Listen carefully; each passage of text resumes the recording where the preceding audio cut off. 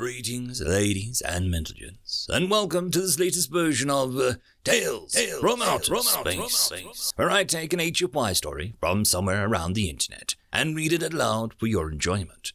All the relevant links are down below. Like, subscribe, and all that YouTube gumph to help this video and channel grow. Anyways, as always, I hope that you enjoy.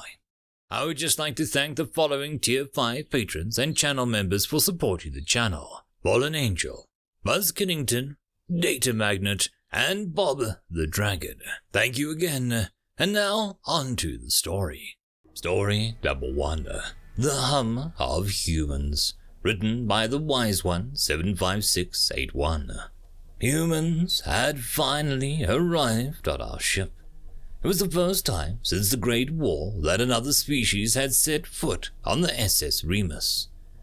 Humans are tiny, standing 1/2 Niventh tall. For all the humans reading this, 6 feet tall. They were puny little creatures. But that's exactly why we brought them here. Since the ship was made for us Gexans, our ship seatings towered above the human heads. But the pipes and the ion thruster room does not have enough space for us. So humans were tasked to do regular maintenance on those parts of the ship. At first, I had never noticed them on the ship. They were never with us in the safe room, even in board meetings, due to the fear of being crushed. They had their own section of the ship, which in reality was the size of my washroom. They were always quiet, or I assumed they were, as they were always hiding in their cordoned-off section, nicknamed by my bunkmate, the nursery. But one day, I heard some noise from the nursery. It was a hum that I'd heard as I passed on my way to the cafeteria. I shrugged it off and went on my way, thinking it was just the humans being humans. But again, the next day, as I passed, the human hum was still there. Curious, I knocked on the door. A human with a name tag on his uniform reading Curtis walked out. I could hear the noise louder now, but still not loud enough to make out what it was. I asked him what that noise was, and he replied by saying, "It's music." I was confused as I had not been briefed about the term before the humans had arrived. But I was busy, so I moved on. Later that day, I searched it up on the ship's database, but it did not give me the origins and specifics of this music. As I was laying in bed that night, I asked my bunkmate what it was. He shrugged and said he did not know. He thought it sounded like a type of food dish, just like our famous dish Nutik. But I told him why would it make a noise, and he again shrugged and said that he did not know. I asked my commander. First he thought I said Pufik, and he gave me a really weird look. I told him that obviously I know what comes out of the other end of ourselves, the hole between our legs. I repeated the strange human word to him again, and he said that he did not know. He also said the same thing as my bunkmate, and then suggested looking through the ship's database. But I said I already did that. He then gave me access key for the ship's library of records, and told me not to go through the human book named Hentai. Weird, but I followed his commands. I leafed through the book of the humans called Traditions, but found nothing there. I then went to the book of humans labeled Random, and found nothing again. But I read that humans can get superhuman strength and lift cars when provoked emotionally or mentally. I made a mental note not to get on the humans' bad side. After all, cars weigh 2 tons. That's like the weight of my toilet, and I definitely need my toilet. I eventually knocked on the humans' quarters, finally gaining courage. I didn't ask earlier only because their faces are scary, with eyes that bore into the soul, a nose so odd-looking, and a mouth that can open and close to show rows of white teeth blackened in darkness except for the pink flappy object. You'd think that I'd just described a demon. Curtis came out, waved his 5-fingered hand and said hello. The hum wasn't there today. I asked him what music was, and he stared at me blankly, and I thought he didn't comprehend what I had said. After a few awkward moments of me just standing there, waiting for a response, he just went back inside without a word. I thought maybe it was a sentimental or personal thing. I decided not to argue, so I started walking away. But then I heard him call me, so I turned around. He was leaning against the door with some sort of black box on a small pinprick holes. He turned one of the knobs on the box, and it started producing a hum. The same sort of hum that I'd heard before, but much clearer. I listened to it for a few minutes. The hum was high-pitched and sort of electronic, with some other sounds mixed into it. I heard some voices too. Sounded like a human female, but at the same time, not in their regular speaking voice. Like they changed the pitch of it to sound nicer. To be fair though, I wouldn't argue. Human voices do not sound nice. After about 3 minutes, the sound changed. It was the same broad hum, but now there was what sounded like a male, and the sound behind was deep and hollow. Curtis told me each change in the sound was a song, a short piece consisting of words and hum, and each song was different. I was fascinated by this music. I loved how it sounded nice and soothing, and made me want to jump up and down and move my body. I asked him how this hum was produced, and he said it's complicated, but the box is called the speaker. Okay then, keep your secrets, human. I borrowed the speaker and showed it to my bunkmate, and he liked it too. He liked it so much that he started wiggling his arms and legs and started spinning. Weird. He's weird anyway. We both then showed it to the commander, and he was awestruck and had a huge grin on his face. He then borrowed the speaker, and later he had a board meeting where he showed everyone the black box, and many people got up and started wiggling and spinning.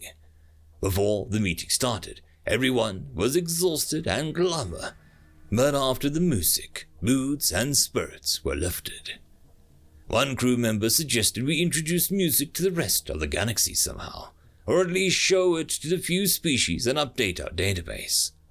All of us were suddenly very determined to complete this. We asked the humans on board if this was possible, and they nodded yes. They suggested hosting a concert, and the humans could provide singers and rappers, who are the people who talk, or as they call it, sing during each song. After a few technical details, planning with the human leaders back on Earth and planning with the Gexans leaders, we did it. We finally did it. It took a few months eventually, but we planned a concert. And during these months, everyone aboard listened to the music non-stop. And we even installed speakers throughout the ship, and it played songs every day. So now you've heard how I found out about music. Now it's time for you to find out what it sounds like. Yes, you! You're invited to the first music concert dubbed The Hum of the Humans. Everyone is welcome, even humans. Bring your friends, family, boss, or pet. There is no fee. It is scheduled for Woodnestach, 69th Brenton. Timing 10:00 Central Universe Time, CUT. But please be early, as we expect a big turnout. Limit is 100 billion beings. Location is on the planet Gexa, located in the Andromeda Galaxy. Parking is available on Gexa's moon, Gax. Performances will be performed by numerous human artists and groups, including, but not limited to, Tyler Swift, Ariana Grande, Ed Sheeran, Billie Eilish, M&M, Snoop Dogg, Kanye West, Coldplay, The Weeknd, Imagine Dragons, and Drake. Spread the word. Share this with everyone you know. We hope to see you there. End of story. Story number 2. You humans use garbage weapons. Written by Late Print 8646. Jason turned to the clearly drunk and angry alien while sipping his drink. What do you mean? Jason asked after placing his glass on the table. The alien, a 7-foot-tall, scaly Qualian, responded without a moment's hesitation. You humans and your stupid slug throwers belong in the Stone Age, not on the battlefield. You stupid NS apes use weapons more fitting of savages than warp-capable beings, he said. Jason chuckled to himself. Well, us humans and our so primitive weapons seem to do just fine. Which species was it that wiped out the Nihilian invaders during the defense of Arurid Prime? You fellas? I think not, Jason said with a big smirk. Why do you even use them? One creature, a Gordoneron, asked, holding 4 drinks in all 4 of his arms. Energy weapons exist. You could have made the switch long ago. Most other species who are part of the Alliance did. Slug throwers work just fine, Jason said. You aliens just never truly perfected them. In fact, why not just demonstrate, he said, pulling his rifle from behind his back. This is a Colt M36A4 rifle. And this, he pulled a pistol from his holster and put it on the table, is a Beretta MK12. Garbage weapons, the Qualian said. These are caseless electrothermal chemical ignition firearms, state-of-the-art, over 1,000 years of refinement and advancement. Well, what makes your firearms better than my laser rifle? The Gordoneron said, or the Qualian's plasma rifle. Your weapons drain power like starving pigs, Jason said, loading up a mag into his rifle. He continued, my rifle can fire 10,000 shots for the same amount of energy it takes you to fire 100. And, of course, Jason added, nothing in the galaxy will ever compare to this. He pointed his M36 at a nearby outdoor table and blasted away, emptying all the rounds into it. Fricking show-offs, the Qualian said, downing his glass of alcohol. End of story. And that, my friends, concludes this video. I hope that you enjoyed, and if you do, please consider supporting the author, even by popping over and leaving a thumbs up or a nice comment, just to show your appreciation for the story. However, if you wish to support this channel, there are links down below which will help immensely. I will see you all in the next one, and until then, I hope that you have a fantastic day. Cheers.